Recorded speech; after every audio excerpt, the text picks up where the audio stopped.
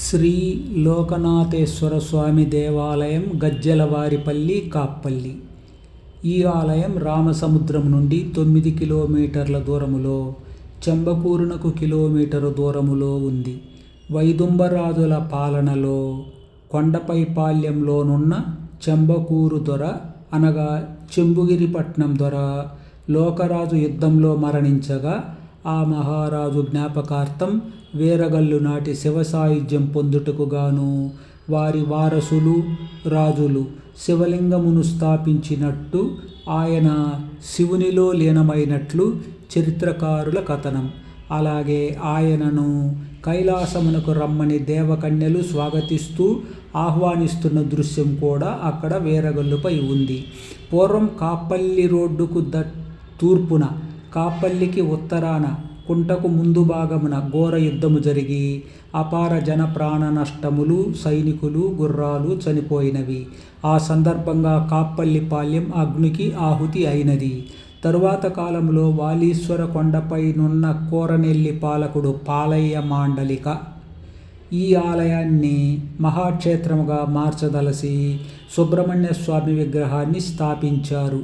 ఈ ఆలయ ప్రాంతాన్ని లోకనాథేశ్వరం అని, లోకేశ్వరం అని శాసనాలలో పేర్కొన్నారు. ఇది చారిత్రక గ్రామం. ఈ పాలెంపై చాలా యుద్ధాలు జరిగాయి. యుద్ధము జరిగిన ప్రతిసారి ధ్వంసమై కాప్పల్లి గ్రామం అటు ఇటు జరుగుతూ నేటి స్థానములో నిలబడి ఉంది. ఆలయం కూడా ప్రతిసారి శిథిలమై పూజలు ఆగిపోయి తిరిగి పునరుద్ధరించబడుతూ వస్తున్నది. గర్భాలయంలో శ్రీ లోకనాథేశ్వర స్వామి వారు కొలువై భక్తుల కోరికలు తీర్చి పూజలందుకుంటూ వస్తున్నారు. అంతరాలంలో అమ్మవారుండగా విశాలమైన రంగమండపం ఉంది. ఈ రంగమునకు 4 స్తంభాలు అద్భుత శిల్పకళా నైపుణ్యముతో తీర్చబడి ఉన్నవి. ఈశాన్యంలో నవగ్రహ దేవతలు, వాయువ్యంలో చండీశ్వరుడు ఉన్నారు. ఎదురుగా నందీశ్వరుడు, బలిపీఠము, రాతి దీపస్తంభములు ఉన్నాయి. ప్రవేశం పైన ఉపాలయంలో ఈశ్వరుడు, పార్వతీదేవి, వినాయక స్వాముల ప్రతిరూప దర్శనాలున్నాయి. ఈశాన్యంలో నిలవెత్తు వీరగల్లు శాసనం కూడా ఉంది. ధ్వజస్తంభ పాదమున కూడా శిలాశాసనాలు ఉన్నాయి. కాప్పల్లి వద్దనున్న ఒక వీరగల్లు శాసనం ప్రకారం రాష్ట్రకూట కన్నారదేవ మహారాజు చెమ్మగూరు దొర లోకరాజు కొడుకు మాసరాజును రక్షించే క్రమములో తెగతి ముత్తరాజు చనిపోయాడు. 10వ శతాబ్దంలో వజ్రదేవ అను గంగరాజు కాప్పల్లి పాళ్యమును పరిపాలించాడు. పులినాడును పల్లెరాజులు పాలిస్తున్న సమయంలో కాప్పల్లిని సాతే అరస అను లోకరాజు పాలిస్తూ ఉండేవాడు. కోనక్కి అనే వీరుడు గుర్రపు దండుతో 3 డివిజన్ల బలగాలను వెంట పెట్టుకుని వచ్చి కాప్పల్లి కోటను తలుపులను పగలగొట్టి చదరపు కిలోమీటర్ వైశాల్యంలోని కాపు పాళ్యాన్ని ధ్వంసం చేసి ఆవుల మందలను తీసుకెళ్లాడు.